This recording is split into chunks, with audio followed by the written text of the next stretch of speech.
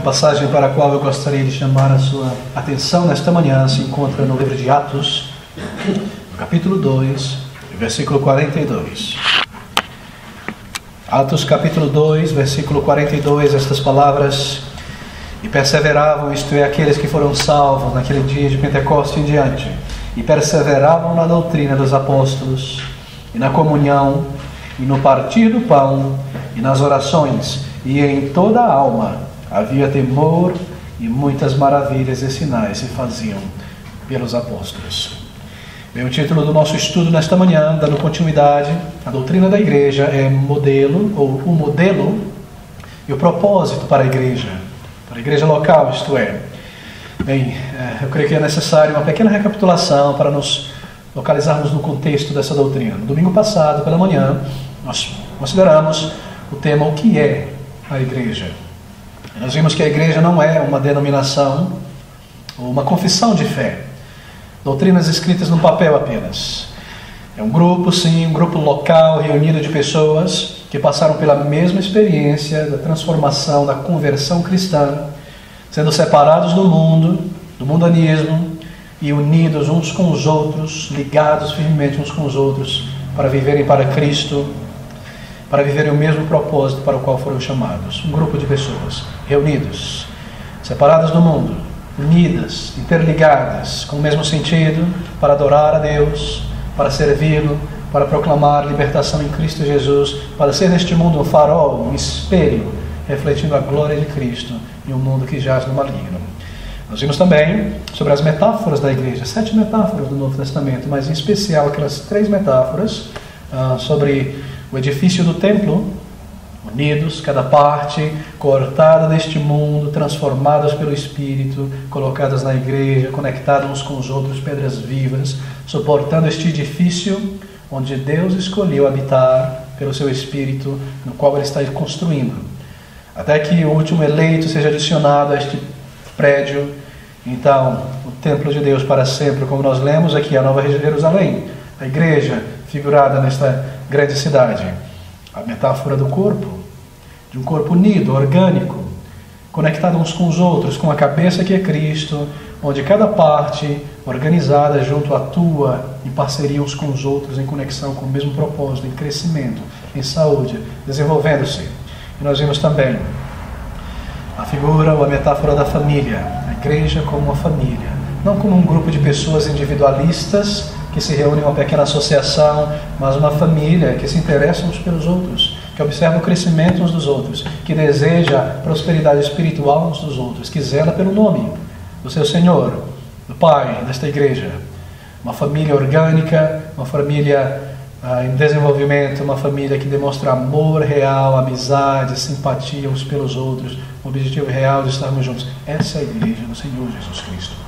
Toda outra tentativa de se aproximar disso é nada mais do que a mera imaginação humana, que ao tentar construir uma igreja ao seu bel prazer, segundo a sua imaginação, deixa de lado toda a sabedoria de Deus. E esse é o resultado de igrejas tentando ser construídas baseado em ideias humanas, em métodos de empresas, de comércio, de políticos. Ela deixa de lado a vida, o poder e a eficiência daquilo que Deus construiu e preparou para a sua igreja. Um templo, um corpo, uma família, e então um exército, um rebanho, uma noiva e tantas figuras maravilhosas desta unidade do povo de Deus. E nós vimos aqueles 4 princípios que devem moldar o caráter de cada igreja local. Princípios dados por Deus na sua palavra, para cada uma das igrejas ao longo dos séculos, até o retorno do Senhor Jesus Cristo, princípios que tornam cada igreja local, em cada época, uma igreja real, uma igreja eficiente, uma igreja agradável a Deus. Eu creio que vocês se recordam, o primeiro deles é que Cristo Jesus, Ele é o cabeça da igreja, Ele é o Senhor da igreja, e assim sendo, cada igreja deve ser uma igreja local independente, sem ligações de associações ou denominações, sem submissão a convenções e suas presidências, mas Cristo, cabeça de cada igreja local, e cada igreja submetida à sua palavra e aos parâmetros da sua própria palavra. Nós vimos também o princípio da membresia regenerada, que na membresia de uma igreja local, somente crentes, somente aqueles que professam a Jesus e que dão uma profissão crível e real de salvação em sua vida, em seu caráter, em sua atitude, deve ser aceitos, devem receber a mão direita para a membresia da igreja. Então, uma membresia regenerada de crentes apenas, não é uma multidão misturada de crentes e não crentes na membresia. Sim, é a igreja aberta a todas as pessoas que querem ouvir o Evangelho, que querem crescer ali, mas na unidade da família, na membresia, apenas aqueles que realmente experimentaram o poder de Deus em suas vidas e que agora mostram frutos de verdadeira regeneração. Então, o princípio terceiro, de que cada membro deste corpo deve estar sinceramente e completamente dedicado a esta igreja local. Nós veremos um pouco mais a respeito desta ideia hoje.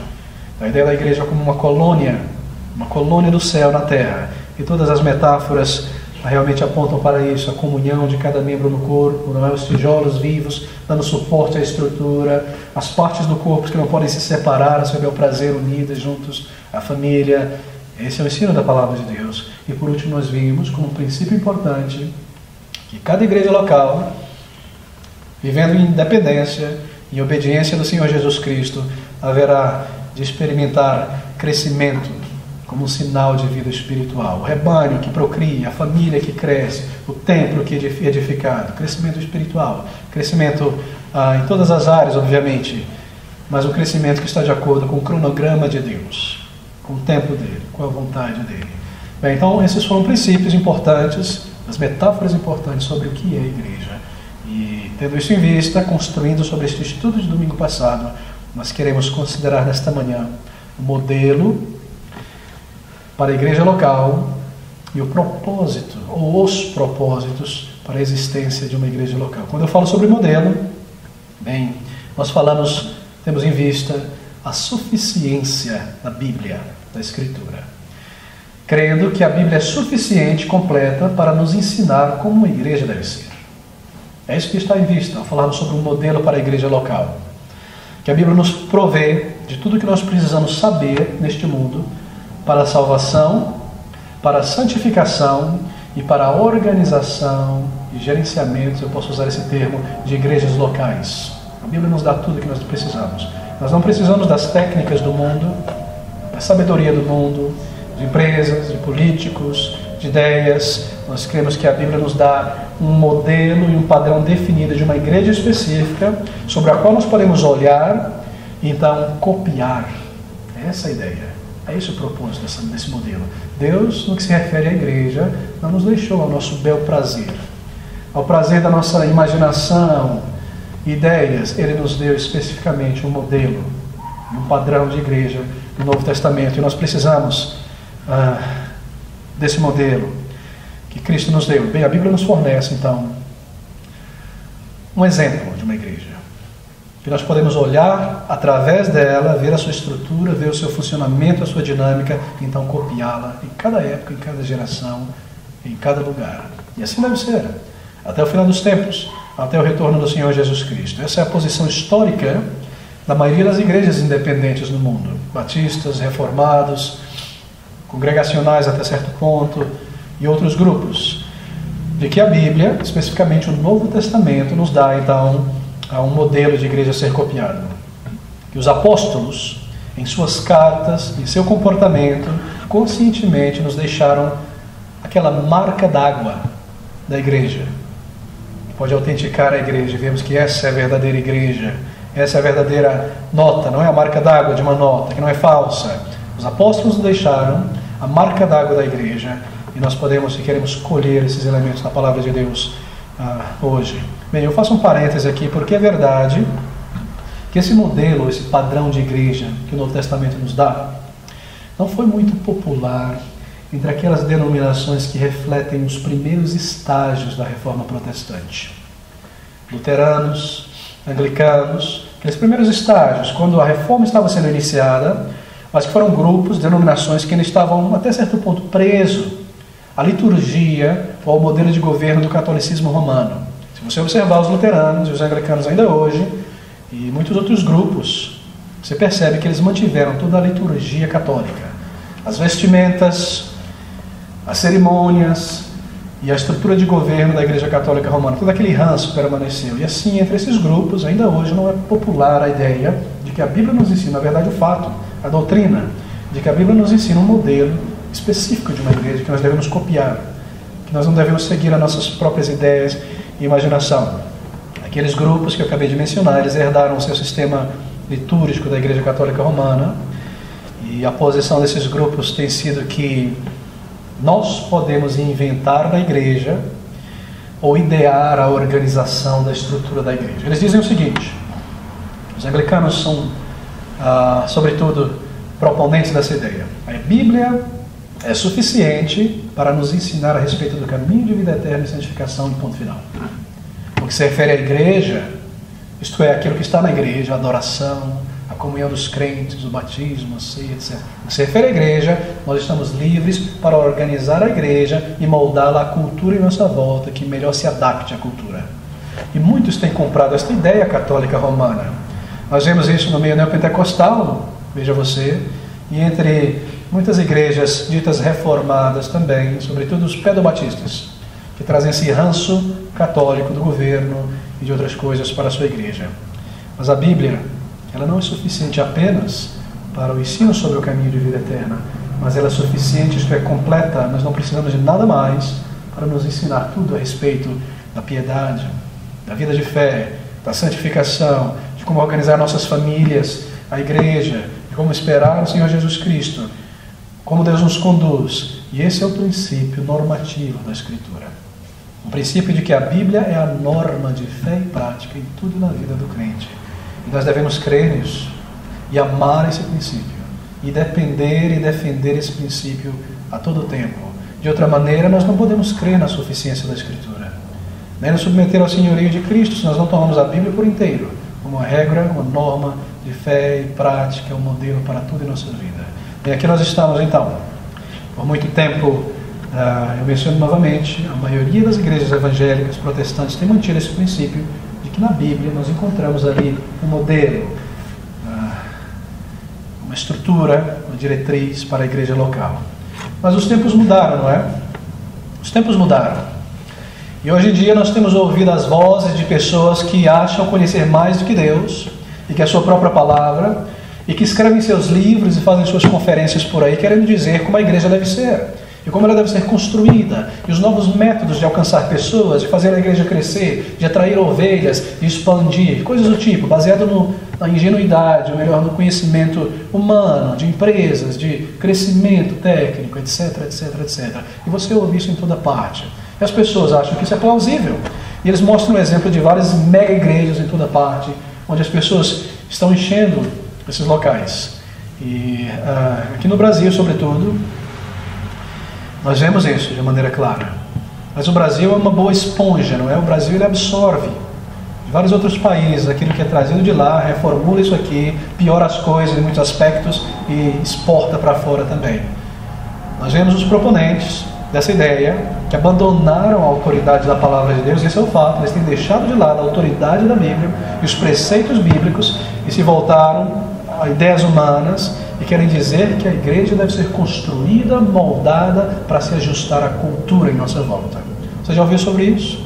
Eu tenho ouvido isso constantemente. E às vezes, me desculpe dizer, eu recebo alguns e-mails um tanto desaforados, com palavras dizendo: o que você está dizendo? Os tempos são outros. Essa história de adorar a Deus como se adorava 100 anos atrás, isso é errado. Nós devemos trazer para a igreja aquilo que atrai as pessoas. Em outras palavras, traz as bandas, e traz o mundo, e traz o show, e traz tudo mais. E empurra Cristo para fora e o seu Espírito para fora. Vamos fazer a igreja, esse é o termo que eles usam, vamos fazer a igreja de um modo diferente. Então nós temos visto e ouvido hoje em dia essas vozes de pessoas que querem conhecer mais do que Cristo, mais do que a sua própria palavra. Eu menciono apenas um desses grandes proponentes de uma nova igreja, chamado Rick Warren, porque ele é bem conhecido e está em todo o mundo com seu livro Vida com Propósito, Igreja com Propósito. E a proposta básica do seu material é de que a igreja deve ser uma igreja contemporânea. Mas por contemporânea ele quer dizer que ela deve adotar em tudo aquilo que é dos dias atuais, método atual, adoração contemporânea, coreografias, shows, etc., estética, métodos e técnicas atuais, estratégias de mercado. A ideia é essa. Você se reúne como um grupo na igreja local, faz um questionário, se espalha pela vizinhança. E ali você bate de porta em porta perguntando às pessoas: o que você gostaria de ter numa igreja local? Que tipo de música você gostaria? Que tipo de programa você prefere? O que você quer que a igreja faça na sua comunidade? E conforme você faz essa pesquisa, você reúne as principais opiniões e é isso que você traz para a igreja, aquilo que as pessoas querem. Se elas querem um tipo específico de música, seja o samba, ou seja o jazz, ou rock and roll, a maioria quer isso, então vamos trazer isso. Então vamos mesclar isso. Se elas querem programas de todo tipo, sociais, traga isso, e assim elas virão. E assim você constrói uma mega igreja. Uma igreja não de acordo com o plano e a diretriz da palavra de Deus, mas segundo a imaginação humana. Esse é apenas um exemplo de tantos outros métodos para construir a igreja de Cristo. Eles simplesmente têm abandonado a autoridade da palavra de Deus e a Bíblia já não é mais a autoridade em suas vidas. E estão em toda parte. Nós vemos isso em toda parte. Mas Cristo Jesus, o Senhor da glória, nos deu em sua palavra um modelo de igreja. E Ele mesmo disse que a sua palavra não pode ser quebrada. Mas essas pessoas querem dizer em seus best-sellers, seus blogs, em seus livros, que o modelo bíblico encontrado no Novo Testamento perdeu a validade. Não é para hoje. E eles querem favorecer inovações humanas, obviamente. Trazer o mundo para dentro da igreja, de modo a trazer as pessoas do mundo para a igreja. Mas o Senhor, como eu disse, não nos deixou ao bel prazer da nossa própria imaginação. E assim, conhecendo o coração humano, conhecendo as artimanhas do maligno, nos deu um modelo perfeito de igreja que deve ser copiado e implementado em cada geração, em cada localidade, onde quer que o povo resgatado de Deus se reúna para adorá-lo e se constitui como igreja. Ele nos deu um modelo. E glória a Deus por isso. E glória a Deus por isso, pela sabedoria de nosso Deus, que nos deu um modelo de igreja. Bem, eu me volto agora então para uma série de textos que dão base para o que nós estamos declarando nesta manhã. Uma série de textos bem conhecidos, na verdade, do apóstolo Paulo, sobretudo, que nos dizem com efeito nesses textos que as diretrizes que Paulo deu para as igrejas que ele estabeleceu, para os presbíteros de Éfeso, de Corinto, suas cartas escritas a Tito, a Timóteo, que eram protopastores, representantes de todos os pastores ao longo dos séculos, por suas cartas, pelos seus escritos, nós temos aqui as diretrizes, ordens, práticas, dadas àquelas igrejas, como a representação daquilo que deveria ser seguido por todos os séculos, também para nós hoje, para sermos copiados. É isso que nós vamos perceber nesta manhã. E você haverá de abrir comigo 1 Coríntios, no capítulo 4, inicialmente, versículo 6. Nós, como de costume, nesses temas, recentemente, haveremos de passar um pouco mais rápido pelos textos. 1 Coríntios, capítulo 4, versículo 6, ouça Paulo aqui falando. E eu, irmão, apliquei estas coisas por semelhança a mim e Apolo, por amor de vós. Ouça agora, para que em nós aprendeis a não ir além do que está escrito, não vos ensoberbecendo a favor de um contra o outro. Havia divisão naquela igreja. E uns diziam: eu sou a favor de Apolo, aquele grande pregador, e outro: eu sou a favor de Cristo, sou a favor de Pedro. Que coisa terrível, Paulo estava dizendo. Será que Cristo está dividido? Será que fui eu, Paulo, que morri por vocês na cruz do Calvário? Aqui eu estou entregando para vocês o modelo a ser seguido. E então, na sequência, no capítulo 11 em diante, ele começa a repetir essas palavras tão bem conhecidas: o que eu recebi do Senhor, o que também vos entreguei, passei para vós. Não só em referência à ceia ou ao batismo, mas a estrutura da igreja, a adoração. Nós vemos em 1 Coríntios, aqui no capítulo 11 a 14, a maneira que Deus deve ser adorado e tudo mais. Ele recebeu de Cristo, ele passou para a igreja, e aqui Deus o estabelece como exemplo a ser copiado, a ser seguido. O exemplo de Paulo está aí para nós. Nós vemos no versículo 17 desse mesmo capítulo 4. Versículo 17: por esta causa vos mandei Timóteo para Corinto, que é meu filho amado e fiel no Senhor, o qual vos lembrará os meus caminhos em Cristo, como por toda parte ensino em cada igreja. Timóteo foi enviado àqueles irmãos por causa da confusão que havia ali, para recordá-los aquilo que Paulo havia ensinado no princípio e aquilo que deveria ser obedecido. A maneira de se comportar, Paulo não se refere apenas ao seu comportamento e sua atitude. Ele fala sobre os seus métodos, sobre aquilo que ele estabeleceu em cada igreja para adoração, maneira de governo da igreja, como apontar os oficiais da igreja, presbíteros, diáconos. Nós aprendemos isso de Paulo. Paulo, obviamente, ele escreve debaixo da inspiração do Espírito de Deus. E ele está aqui colocando a si mesmo como exemplo a ser imitado nas questões da igreja. A palavra que nós temos em português, mímica, é na verdade a palavra grega traduzida aqui como imitadores, no versículo 17. Paulo está dizendo que nós devemos fazer mímica dele, literalmente imitar o apóstolo. Ele está nos dizendo que Deus o estabeleceu para dar o exemplo e o padrão a ser seguido na igreja. De modo que aqueles atos de Paulo foram registrados aqui para que seja nos provido um modelo para cada igreja. Mas você pode dizer que talvez, espera aí, irmão, Paulo não era perfeito? Claro que não. Paulo não era divino? Certamente que não. Mas o Espírito de Deus apenas registrou aqueles atos, aqueles procedimentos que dariam um exemplo ideal para a igreja do Senhor Jesus Cristo. Porque é o Espírito que está superintendendo aqui.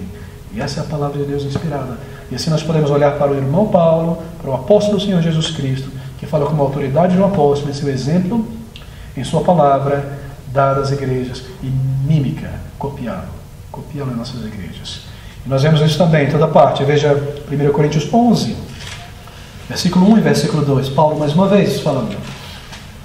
1 Coríntios 11, versículo 1 e 2. Sede meus imitadores, como também eu de Cristo.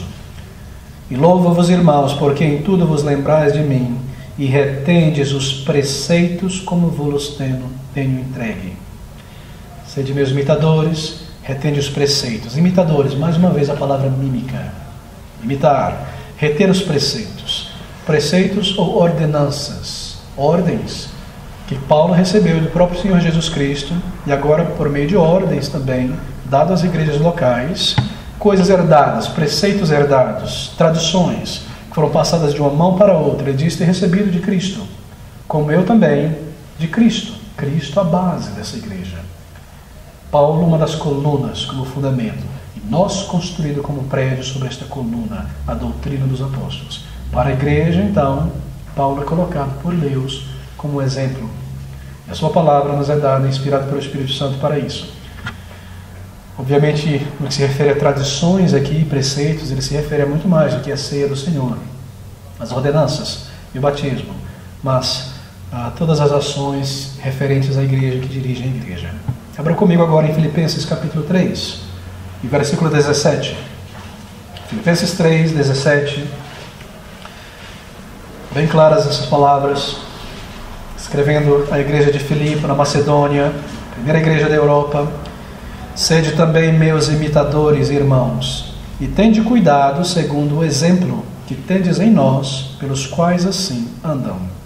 Imitadores. A palavra exemplo aqui não é uma boa tradução em português, porque a palavra grega é muito mais forte. A palavra grega, ela tem uma força muito maior do que exemplo. Ela traz uma força de padrão, de molde. Exemplo como molde, uma matriz. Um molde que é usado para fazer uma coisa, uma ferramenta, por exemplo. Em outras palavras, o método de Paulo e a sua maneira de fazer as coisas na igreja foram tão específicas, tão claras, que se assemelham a um molde que deve ser copiado por cada igreja local. É isso que ele está dizendo aqui. Portanto, meus amados irmãos, ele segue em diante dizendo, copiai, segui o meu exemplo.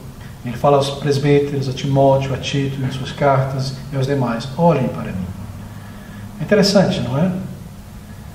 Ouvir as palavras de Paulo e essas afirmações autoritativas e tirarmos delas e do exemplo um modelo para a igreja. Não só aqui, mas as palavras de Cristo Jesus e dos demais apóstolos. Filipenses ainda, capítulo 4, versículo 9.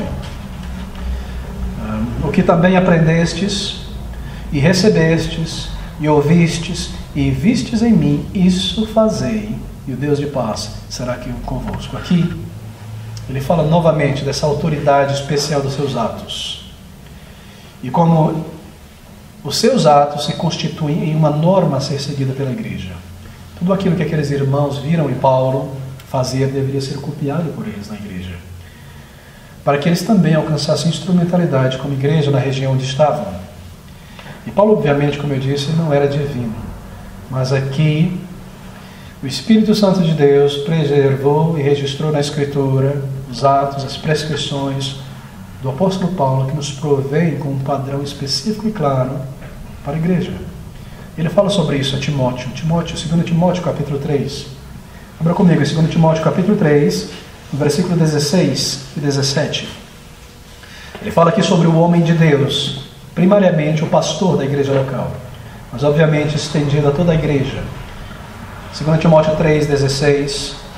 Toda a escritura é divinamente inspirada, toda ela, de Gênesis a Apocalipse, e proveitosa para ensinar, para repreender, isto é, para convencer, para corrigir, para instruir, disciplinar em justiça, para que o homem de Deus seja perfeito e perfeitamente instruído para toda a boa obra. E o homem de Deus está mencionado, pastor da igreja local, é uma carta a um pastor, a Timóteo. Mas certamente se aplica a cada crente da igreja. O fato de estar aplicado ao pastor da igreja, obviamente envolve todo o ministério da igreja, mostra que a condução da igreja também está incluída aqui. Toda a escritura é inspirada para a vida de cada crente, para o ministério pastoral, para a igreja local. Timóteo, Paulo está dizendo aí a nós, Timóteo está perfeitamente equipado e capacitado pela palavra de Deus para todo o seu trabalho de plantação de igrejas e de serviço pastoral. Timóteo recebeu isso diretamente de Paulo, essas diretrizes, andar com Paulo, vir a Paulo plantar igrejas, o exemplo como pastor e a maneira de gerir cada igreja local e de organizá-la. E ele não deveria sentir-se livre para alterar ou redesenhar o plano que lhe foi dado. E assim também não deveríamos nós. O que eu recebi do Senhor é o que também vos entreguei. Normas e padrões recebidas diretamente do Senhor Jesus Cristo. O plano para a igreja, ele procede do gênio de Deus, da sabedoria de Deus. Assim ele é perfeito, ele é completo, ele é simples, mas tão profundo e tão majestoso. Ele é eficiente.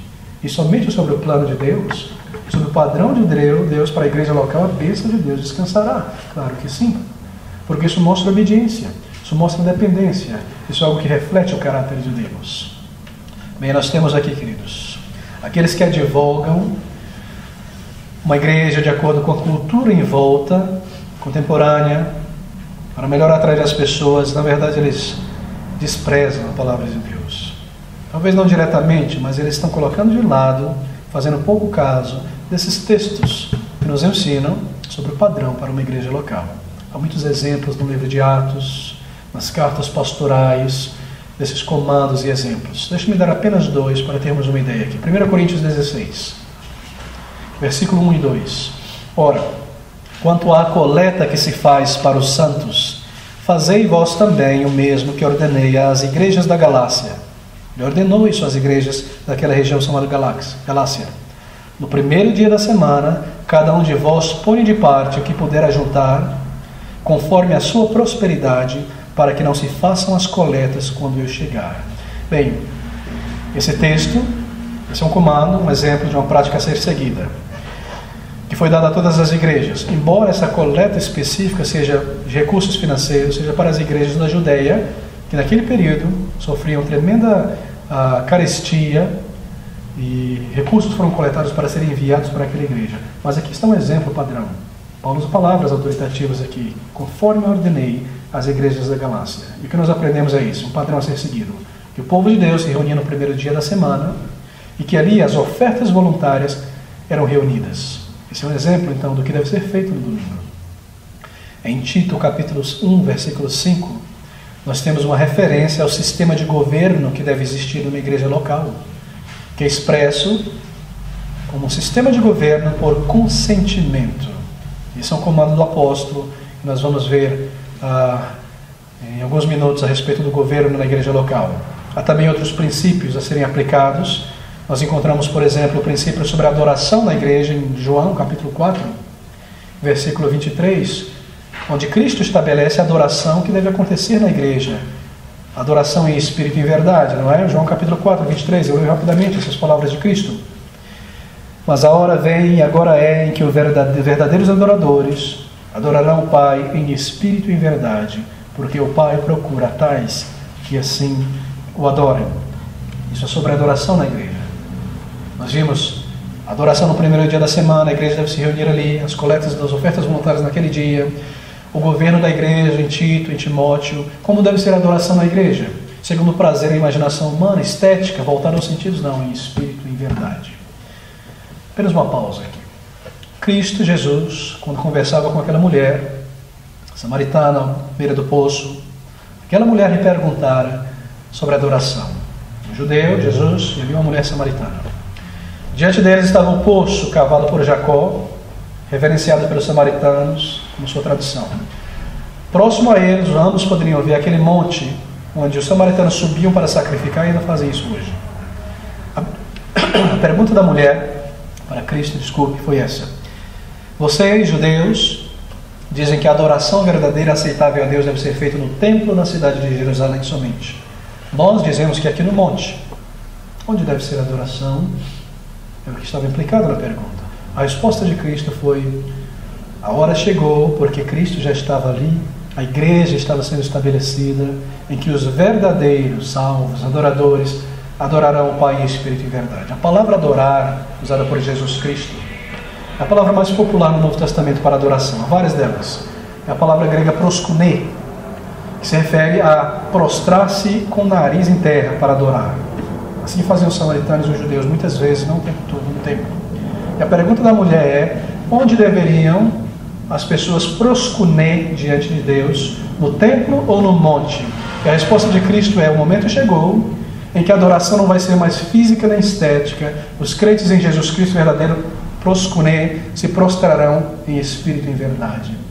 Não mais fisicamente em um templo, não mais por cerimônias e procissões no monte, com a mente em espírito. A mente, o palácio da alma. E em verdade, a Bíblia, a tua palavra é verdade. A adoração dirigida pela mente, por palavras a Deus, sem estética, sem liturgia, sem cerimônias, corações, almas, mentes voltadas a Deus, baseadas na palavra. Assim a adoração seja cantada, são palavras dirigidas da verdade de Deus para Ele. Seja adoração por meio da oração, baseada em verdades da palavra. Seja a leitura pública da palavra de Deus. Essa é a adoração na casa de Deus. E aqui nós temos o princípio sobre como na igreja local Deus deve ser adorado pelo seu povo. O dia da semana, ofertas voluntárias, apontamento do governo, santificação, serviço, apontamento de presbíteros, de diáconos, tudo Deus nos tem dado como modelo para a igreja local. E aqui está o padrão para a igreja hoje e para a igreja sempre, nas palavras de Cristo e dos apóstolos. Assim não deveria haver liturgias ou cerimônias. Os únicos simbolismos envolvidos na adoração do povo de Deus deveriam ser apenas a ceia do Senhor e a ordenação do batismo. Nada de vitrais, nada de cerimônias de pular fogueira, o que quer que seja, passar por um vale de sal, nada de grandes templos majestosos, nada de estético em espírito, com a mente. Almas transformadas na verdade, voltadas a Deus, reunidos em um lugar, debaixo de um prédio, para não estar na chuva, no sol, para adorar a Deus e para fazer a sua obra. Bem, há muitas ilustrações tremendas na página do Novo Testamento, mas nós seguiremos em outro momento a lidar com elas. Esses exemplos são exemplos normativos que devem ser seguidos. Mas será que nós estamos atentos, irmãos, ao fato de que na Bíblia, no Novo Testamento, há um modelo para a igreja para ser seguido? Um modelo que é um padrão para as igrejas até o fim dos tempos, e que, se somos crentes em Jesus Cristo, nós devemos crer na suficiência da Escritura e copiar o modelo que nós encontramos aqui. E ao observarmos igrejas locais em toda parte, nós deveríamos ser críticos, isto é, biblicamente críticos, usar de discernimento e fazermos perguntas. Será que tais práticas na igreja local está de acordo com o padrão, o modelo que nós encontramos na Bíblia? Eu creio que por causa da avalanche de mundanismo que tem tomado conta de tantas igrejas locais hoje, alguns crentes sinceros começaram a se mover e a fazer perguntas. Uma das perguntas que eu ouvi recentemente ser levantada por um jovem cristão foi esta: onde no Novo Testamento nós encontramos diretores ou ministros de música na igreja? A resposta é: em lugar nenhum. E por que eles estão ali? Uma boa pergunta, não é? Nós devemos começar a fazer essas perguntas. e olhar para essa figura, esse modelo da igreja e nos perguntar, será que isso está de acordo? Ou será que essas práticas, modelos, técnicas, usos foram aos poucos trazidas para dentro da igreja local e cristalizadas ali e se tornaram normas, e se tornaram quase que da parte de Deus, quando na verdade não são? Perguntas devem ser feitas em nossos dias, usando o modelo da palavra de Deus, e dezenas de perguntas sobre práticas, ofícios, liturgias, atitudes, empreendimentos devem ser feitas. Será que nos foi dado este modelo, ou esta diretriz na igreja? Bem, eu quero então agora, tendo lidado com o modelo, e há um modelo na palavra de Deus a ser copiado, seguido, lidar com o propósito para a igreja local. Temos ali o modelo da sua existência, mas em torno de que deve essa igreja existir, viver, o que ela deve fazer? No livro de Atos, no capítulo 2, nós temos todos os propósitos registrados para a igreja local. Atos capítulo 2, versículo 41 a 47, nós encontramos isso ali. E eu gostaria de agrupar esses propósitos em 4 subtítulos aqui. Leia comigo, Atos capítulo 2, versículo 41 em diante. De sorte que foram batizados os que de bom grado receberam a sua palavra, a palavra pregada ali, a palavra de Cristo. E naquele dia agregaram-se 3.000 almas, batizados, agregados, e perseveravam na doutrina dos apóstolos e na comunhão, no partir do pão e nas orações. Você vê coisas que eles estão fazendo aqui.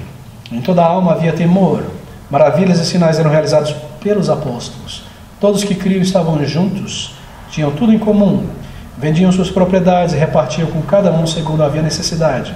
Perseveravam unânime todos os dias no templo, partindo o pão, a ceia do Senhor, comiam juntos, alegria, singeleza de coração, louvando a Deus, caindo na graça de todo o povo, testemunhando, e todos os dias acrescentava o Senhor à igreja aqueles que se haviam de ser salvos. Aqui está o propósito da igreja: batismo de novos crentes, ceia do Senhor, testemunho, juntar os recursos e os talentos para servir a Deus, perseverar na doutrina da fé. Eu gostaria de agrupar todos esses propósitos, pelo menos 4 subtítulos nesta manhã. O primeiro deles, que nós tiramos daqui e de outros textos da Escritura, é este: propósito. Tendo em vista, realmente, lembre disso, é bom enfatizar isso, a natureza da igreja, o que é a igreja, Cristo como cabeça, igrejas locais, independente do Senhor Jesus Cristo, cada membro em particular sinceramente envolvido, dedicado. As metáforas não é da igreja, cada igreja individual, membresia, com a membresia regenerada apenas, então experimentando frutos de crescimento. Tendo isso em vista, tirando agora os propósitos desse capítulo, nós temos aqui que o primeiro propósito para a existência de uma igreja local é engajar-se em adoração corporativa, é estarmos juntos adorando a Deus, dirigindo a Ele verticalmente o nosso louvor, a nossa adoração pela leitura da palavra, cantado em oração. O povo de Deus, como no templo, o incenso oferecido, um sacrifício suave em oração a Deus, os sacrifícios reunidos para trazer diante do nosso Criador pessoal e real o nosso culto, a nossa adoração, o nosso louvor. Esse é o primeiro propósito da existência de uma igreja local. O segundo deles, nós tiramos daqui, vemos o povo reunido, é ser na terra, como igreja, uma colônia do céu. Uma colônia do céu, do reino de Deus, no reino deste mundo, colonizado pelo céu aqui, em comunhão, em serviço, em unidade. Em terceiro lugar, o propósito da igreja local é fazer conhecido a glória de Deus, de Cristo Jesus, através do evangelismo e da pregação da sua palavra. Em quarto lugar, ser o meio pelo qual os crentes unem os seus dons e os seus recursos na obra de Deus, para potencializar os talentos de cada um dado por Deus e expandir o reino de Deus. Bem, em primeiro lugar, nós temos esse então, o propósito da igreja local: engajar-se em adoração corporativa. Esse é o primeiro propósito. Esse é um dever, essa é uma alegria que o povo de Deus deseja estar junto no dia do Senhor, em outros dias, em outras ocasiões, para adorar a Deus. Nós vemos isso na Bíblia, de Gênesis a Apocalipse. O povo de Deus em reunião, em assembleias, para dirigir a Deus em espírito e em verdade, louvor, adoração, vidas, palavras dirigidas a Ele. E nós somos o povo de Deus, chamados do mundo para louvá-lo, para servi-lo, para adorá-lo, E a adoração corporativa, ela será contínua por toda a existência da igreja até no céu. Nós estaremos ali como igreja adorando ao Senhor, louvando ao Senhor. Quando os redimidos, o povo de Deus, se reunirem com os exércitos dos anjos celestiais, toda a criação adorando ao Senhor, louvando. Nós vemos o novo cântico no Novo Testamento, no livro de Apocalipse. O cântico dirigido ao Senhor, ações de graças. A adoração será característica do povo de Deus por toda a eternidade. E a glória da adoração, ela se encontra na sinceridade daquilo que é trazido diante de Deus, na profundidade daquilo que é oferecido a Deus, seja cantado, seja pregado, mas também o fato de que o povo de Deus se reúne com a mesma voz, com o mesmo coração para adorá-lo.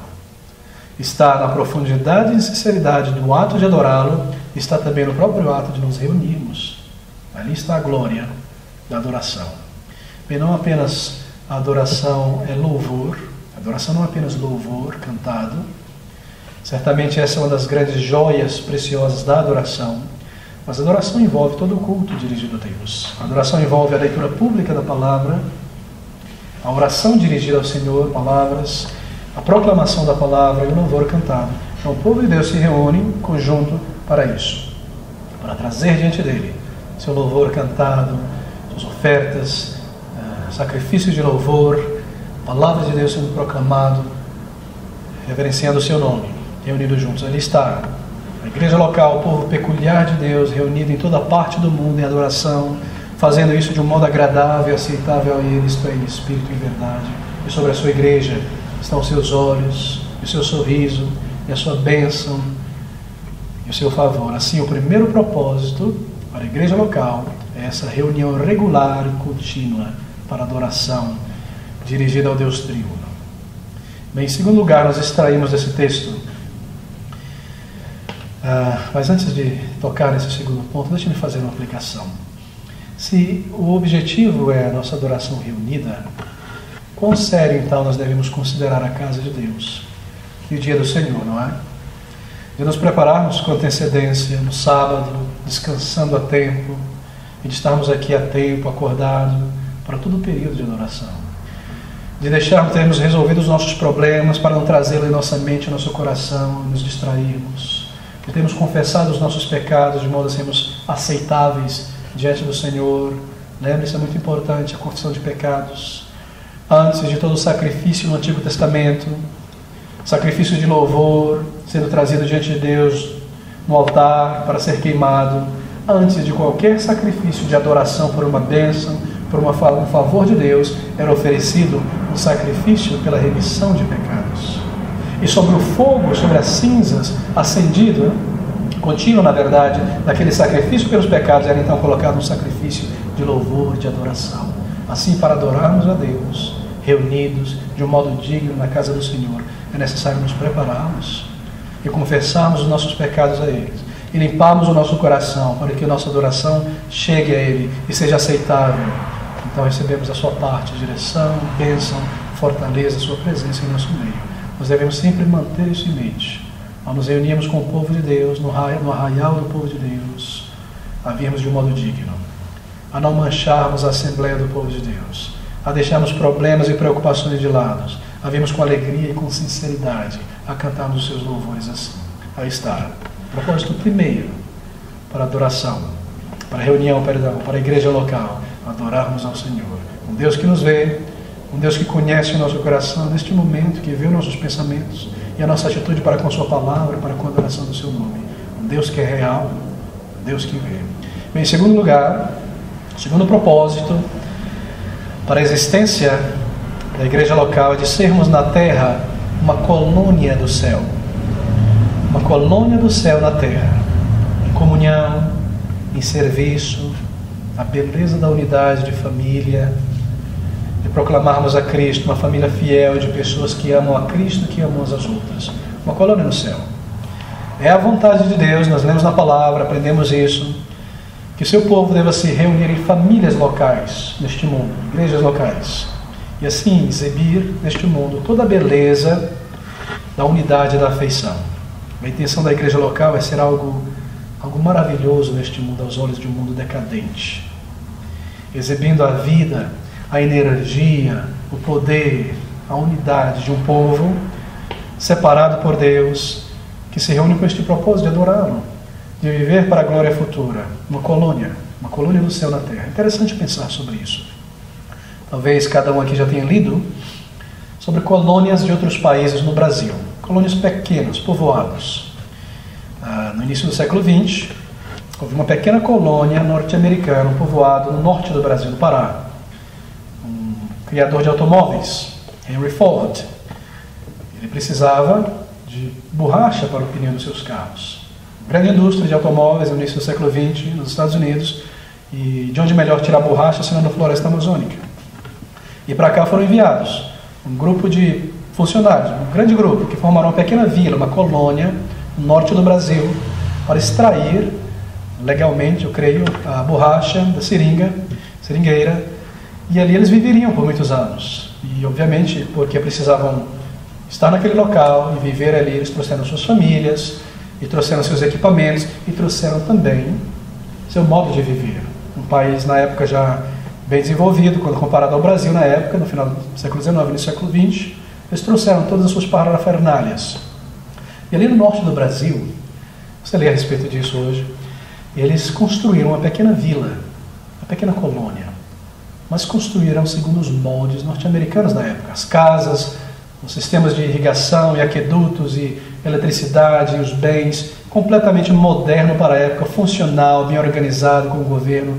E as vilas, as pessoas do Brasil que observavam aquelas colônias, ficavam espantadas com a organização, com a beleza. Muitos deles, a propósito, eram crentes em Jesus Cristo, os norte-americanos que vieram.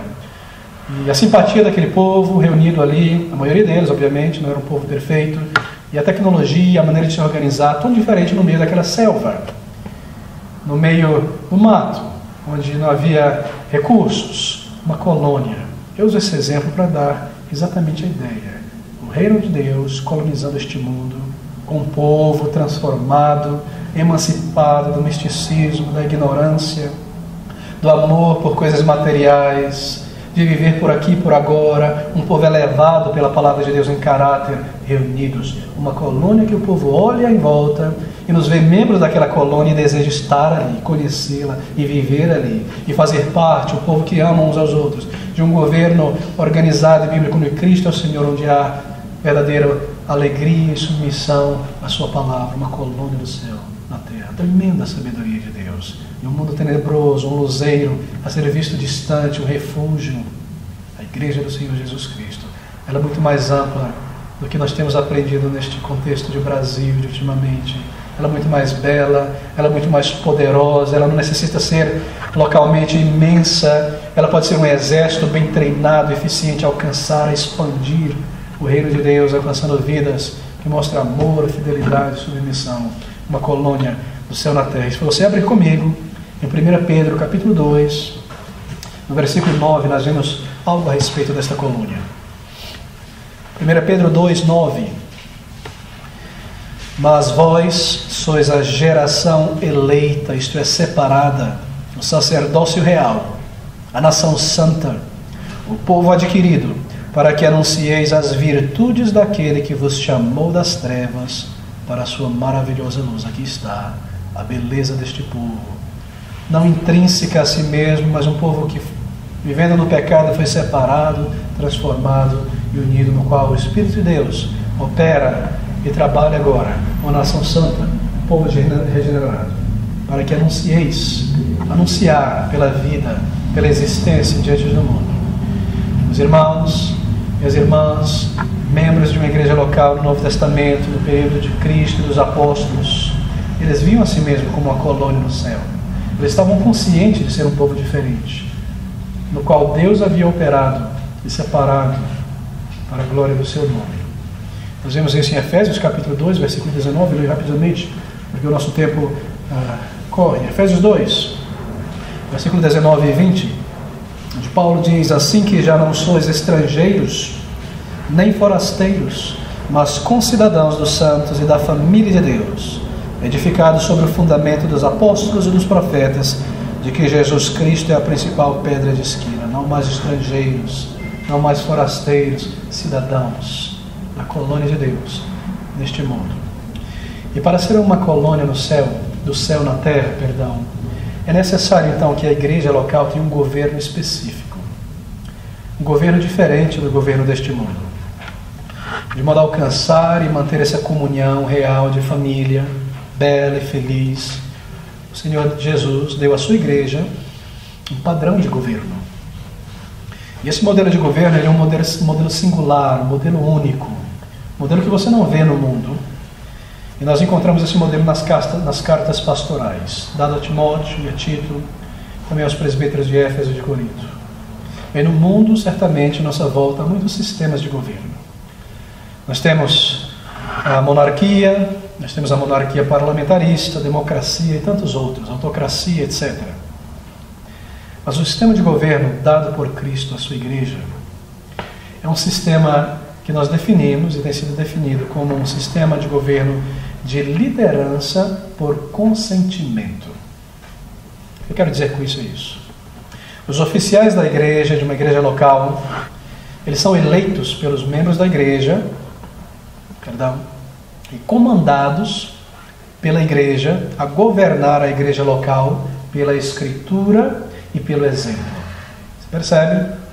Eles são separados, são pessoas da própria igreja, crentes, que um dia estavam no mundo e foram transformados desse grupo da igreja local, que foram separados, eleitos ali dentro, parte da família, e foram comandados, presbíteros e diáconos, a governar a igreja pela palavra e pelo exemplo. Isso é muito importante. É um grande balanço no governo bíblico da igreja, bem diferente do que nós vemos no mundo, não é? Na Bíblia, nós encontramos 2 grupos de passagens sobre o governo da igreja.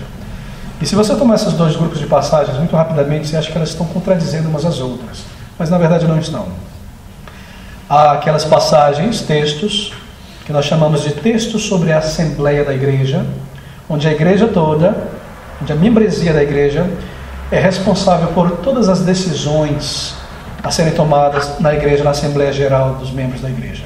Então nós temos muitos textos falando sobre isso. E essas decisões são decisões grandes, incluem coisas como o apontamento de oficiais da igreja, pastores, subpastores, presbíteros, diáconos, a aprovação, junta como congregação, do balanço contábil da igreja anual, coisas como aprovar um grande gasto financeiro que deve ser utilizado, é responsabilidade da Assembleia enviar missionários, é responsabilidade da Assembleia aceitar ou receber membros e também expulsá-los. Então é responsabilidade da igreja reunida, todas essas tarefas. E nós vemos versículos dando base para tudo isso. Todavia, há um outro grupo de textos e versículos na palavra de Deus que nos mostram a necessidade e o comando da igreja se submeterem aos líderes da igreja. Nesse segundo grupo, os membros da igreja são urgidos a submeterem e a seguirem os líderes que vigiam ou velam pelas almas da igreja. E esses líderes, eles são indicados pelos próprios membros para conduzir e guiar as questões gerais da igreja, diárias da igreja, e também eles são dados responsabilidades para a disciplina na igreja. Bem, quando nós colocamos esses 2 grupos de textos juntos, nós temos então o governo da igreja, o governo bíblico da igreja, que mostra, por um lado, que todos os membros regenerados, que fazem parte da membresia da igreja, estão envolvidos juntos em certas grandes decisões. Enquanto que, ao mesmo tempo, a igreja deve pegar-se ao princípio bíblico de ser conduzida em todas as demais decisões pelos oficiais da igreja, responsáveis e apontados pela própria igreja. Essa é a maneira da igreja local ser bem sucedida em uma colônia no céu. Deixa eu desenvolver isso um pouco. O governo local da igreja, nós temos alguns minutos, ele não é um sistema autocrático. Ele não é um sistema de cima imposto sobre a igreja. No mundo nós temos sistemas autocráticos, de pessoas que governam ao seu bel prazer, a sua ideia, o fundador da igreja, que dirige e conduz, autocrático, sobre a igreja. Nós vemos isso fortemente no catolicismo romano, os grandes papas, no neopentecostalismo, os grandes fundadores, coisas do tipo. O governo da igreja não é um governo autocrático, imposto de cima por seres humanos. nem também o governo da igreja é um governo democrático, de maneira nenhuma. Porque o governo democrático também é um governo humano, onde 51% decide ao voto e as coisas são empurradas para frente assim. Uma igreja local não possui uma liderança autocrática, nem uma igreja local é governada pelas pessoas somente. É uma igreja conduzida. É um sistema democrático, é um sistema do mundo, obviamente, que se aplica muito bem a países, excelente, por meio de votos, etc. Isso funciona muito bem. Mas quando esse sistema, que parece ser maravilhoso no mundo, é aplicado na igreja, nós vemos tremendas confusões. E ali as pessoas se reúnem em suas sessões mensais ou bimestrais para decidir tudo na igreja pelo voto. E 51% vai decidir o que deve ser feito. E olha que 51% não é maioria, a maioria é 95%. Onde nós percebemos toda a inclinação da igreja inteira para algo. Então está ali a igreja reunida, e se você cresceu em um lar evangélico, você tem visto isso. Dia de sessão, vamos voltar sobre isso, sobre aquilo. E você vê brigas, igrejas, confusões, igrejas quebradas, porque as pessoas não concordam na cor que a parede da igreja deve ser pintada. Porque isso tem que ser trazido, tudo na igreja tem que ser trazido à votação. E a família de fulano não gosta, de Beltrano não gosta, mas você tem partidos políticos e lobbies, e a igreja é dividida e dominada por seres humanos, por um suposto governo humano. Então a igreja do Senhor Jesus Cristo não é uma igreja conduzida por um governo democrático, nem um governo autocrático, mas é a união dos dois grupos de textos, e nós temos o governo da igreja. Assim, uma igreja local não possui uma liderança autocrática, de oficiais que se fazem senhores sobre a igreja local, sobre o povo de Deus, mas sim de uma liderança dentro da família, que lhes é dado por consentimento o poder de governar. Eles recebem, os oficiais da igreja, da própria igreja, o consentimento para governar, e a igreja se submete ao governo da palavra de Deus pelos seus oficiais. E assim, esses oficiais da igreja, tirados do próprio povo de Deus, é responsável por gerir a igreja diariamente.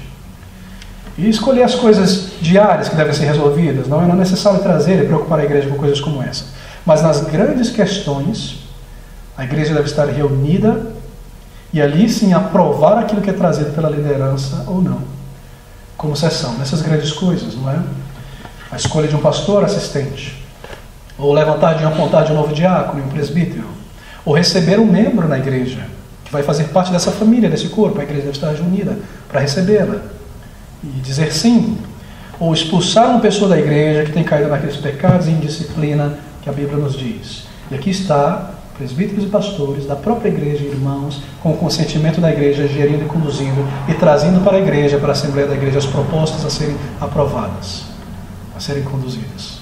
E assim o povo de Deus, nesse balanço maravilhoso de responsabilidade individual como Assembleia, e sendo conduzida, esse é o princípio bíblico, anda para frente.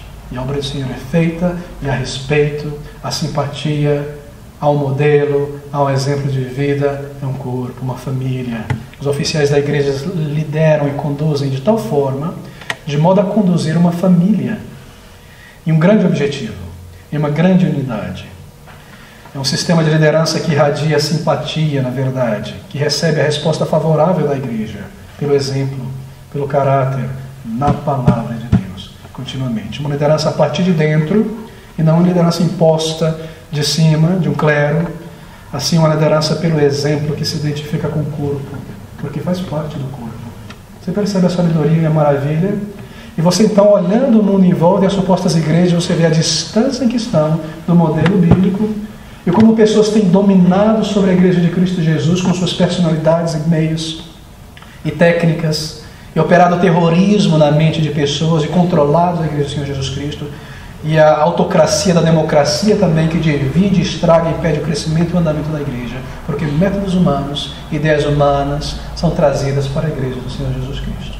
Mas aqui nós temos um balanço perfeito e maravilhoso de ser conduzida, mas uma condução pela palavra, onde a igreja, como um corpo inteiro, se submete a ela com alegria, porque é uma pessoa que parte, são pessoas que partem da própria igreja, irmãos, da família, pelo exemplo, na palavra. Quão maravilhosa é a sabedoria de Deus, quão tremenda a igreja do Senhor Jesus Cristo. E aqui nós temos, e nós vemos isso, para ser uma colônia, é necessário um governo divino, de acordo com a palavra de Deus. E o nosso tempo já está se esgotando. Para ser uma colônia é necessário realmente sermos membros de uma igreja é necessário ter uma membresia. Não há tal coisa de pessoas desigrejadas, crentes desigrejados. É necessário, a não ser que por um tempo provisório, por causa de guerra ou de alguma questão física, mas o crente deve estar unido em igrejas locais, servindo ao Senhor. Amor prático e sincero, sem fingimento, família, amizade, admoestação mútua, carregar as cargas uns dos outros. Nosso chamado como membro na igreja é plantar amizade, é plantar simpatia, é estar preocupado em oração uns pelos outros, uma família. Aqui nós temos então uma colônia do céu na terra a ser vista pelo mundo em todos os aspectos, com tremenda sabedoria de Deus. Em terceiro lugar, correndo agora, propósito para a igreja da igreja local é evangelizar e é ensinar a palavra de Deus neste mundo, representando a Deus no mundo. Eu não estou lidando com esses pontos em ordem de prioridades sobre os propósitos, mas aqui está a igreja, ser neste mundo uma coluna, uma firmeza da verdade, onde o mundo olha e vê a verdade sendo sustentada, a Bíblia sendo sustentada e proclamada pela igreja no mundo. A igreja não é a verdade, a palavra de Deus é a verdade, e a igreja absorve dela e proclama ela, coluna e a base da verdade. Você encontra isso em vários textos. Logo no início da grande comissão, logo no início da igreja, nós vemos a igreja cumprindo a grande comissão, proclamando a Cristo desde o início. E esse é o propósito da igreja, fazer conhecido o Evangelho. De uma maneira vigorosa, de uma maneira contínua, de uma maneira permanente, não evangelismos uma vez por ano, na praça por um show, de uma maneira indireta, continuamente. Batendo nas portas, testemunhando, trazendo pessoas para ouvir o Evangelho, representando a Cristo neste mundo. E esse objetivo, ele não pode ser alcançado se não houver igrejas locais. Daí a necessidade de igrejas locais. Cristo determinou essa unidade do seu povo para realizar esta obra no seu reino. Cada um desses propósitos que eu estou apresentando até aqui não poderiam ser cumpridos se não houvesse uma unidade local, uma igreja local. Nem ser uma família, nem proclamar o Evangelho, nem ser uma colônia do céu na terra, nem adorar a Deus. Não poderia haver adoração corporativa se não houvesse uma igreja local. De maneira similar não poderia haver uma colônia real. E assim sendo, não poderíamos ser efetivos no evangelismo, nem cuidar dos novos convertidos se não houvesse uma família para cuidar, para instruir, para fortalecer. É por isso que não deve existir, eu mencionei tal coisa como crentes desigrejados. Isso é anômalo ao Novo Testamento. Obviamente, a não ser em casos especiais e temporários. Em quarto e último lugar, aqui nós temos o propósito de uma igreja local, é reunir os dons e os recursos do povo de Deus para potencializar as habilidades dos membros e dos seus recursos no reino de Deus. Isso inclui, obviamente, o treinamento de uma nova geração de pastores, de presbíteros, de crentes que haverão de evangelizar. Nós precisamos, a nova geração virá. É necessária a igreja local para treinar os novos crentes e sermos igreja neste mundo. As coisas não podem ser feitas efetivamente sem uma igreja local. Nem pode um crente ter a sua habilidade reconhecida, o seu dom recebido de Deus, senão um corpo, uma igreja, onde ele possa ser visto, refinada, a habilidade aplicada, onde a ajuda mútua. Nós vimos isso em Efésios 4, de 15 a 16, eu não abrirei, mas ali fala sobre o trabalho unido de uma companhia, de um povo de Deus em serviço.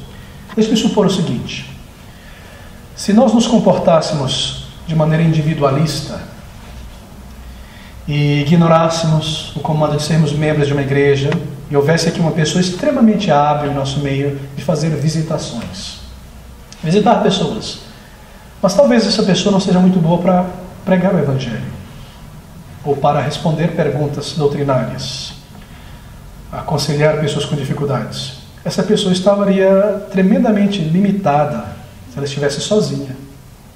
Mas quando ela está no corpo, na igreja local, ela faz a visitação e outra pessoa prega e outra pessoa aconselha.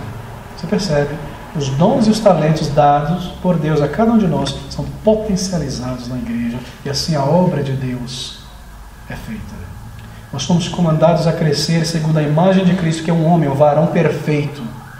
Mas isso é impossível para nós individualmente, mas é possível para a igreja. Todos os dons, todo o poder, toda a força, a igreja no mundo. Um grande exército tem todas as habilidades, uma família com todas as suas responsabilidades, um prédio com todas as suas capacidades. Tremenda figura. Aqui nós estamos. E essa é uma realidade inescapável para a maioria de nós aqui presente nessa manhã, de que se nós não estivermos em uma comunhão viva de irmãos operantes no reino de Deus e sinceros, bem, logo nós nos tornaríamos desencorajados neste mundo. E as forças contrárias contra nós tomariam conta de nós. Daí a sabedoria de Deus de nos plantar em famílias. E a morda minha de nossos bens materiais também está incluso nisso, nesse propósito e função da igreja, porque a igreja local, ali nós reunimos os nossos recursos financeiros para fazer a obra de Deus, para suportar os ministros de tempo integral, os ministérios da igreja. A Escritura nos comanda isso. Isso não é algo criado pelo movimento neopentecostal. Está em 1 Coríntios 9, 6 a 14.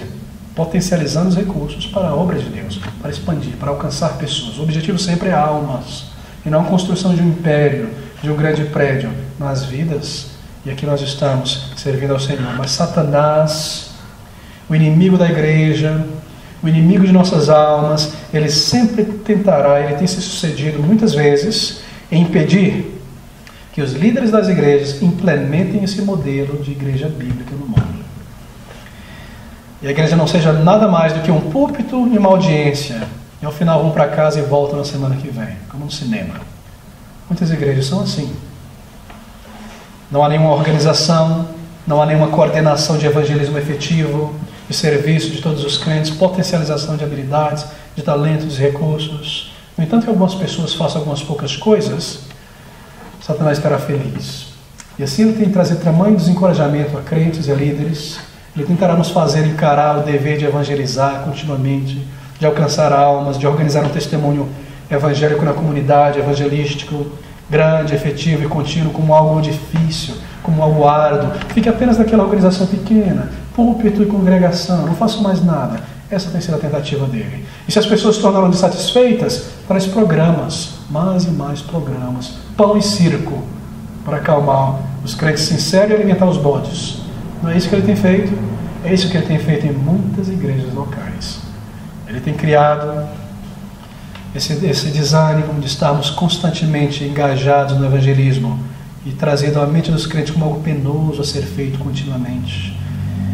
Todavia, nós devemos lutar e combatermos por esses 4 propósitos na igreja local. Todos eles devem existir numa verdadeira igreja. E esse é o nosso objetivo. A reunião de todos os dons e recursos. Potencialização de habilidade. Formação de uma igreja local, real, unida, uma família, o exército do Senhor. Aqui temos, irmãos, o modelo bíblico para a igreja. Suficiente na Escritura. 4 propósitos para a igreja local. Engajar-se na adoração corporativa, ser na terra uma colônia do céu, em comunhão e serviço, fazer conhecida a glória de Deus através do evangelismo, do ensino da palavra de Deus contínuo, o evangelismo do púlpito e o evangelismo nas ruas, em toda parte organizado, e ser o meio pelo qual os crentes reúnam seus dons, talentos e recursos para serem potencializados para a obra de Deus. Eu espero, sinceramente, que a imagem da igreja bíblica esteja se formando na mente de cada irmão aqui nesta manhã. E cada crente perceba o que é uma congregação bíblica, pois é isso que nós desejamos aqui na Missão São Paulo. Estamos juntos aqui. E é nisso que o Senhor tem para nós bênçãos espirituais. E é nisso que Ele nos está moldando como igreja, para a sua glória, para a sua honra, para a nossa alegria, para a instrumentalidade. Deus abençoe e que Ele aplique a cada alma a profundeza e a glória e o valor da sua igreja, a sua igreja deste mundo, para a glória do seu nome. Bem, vamos concluir.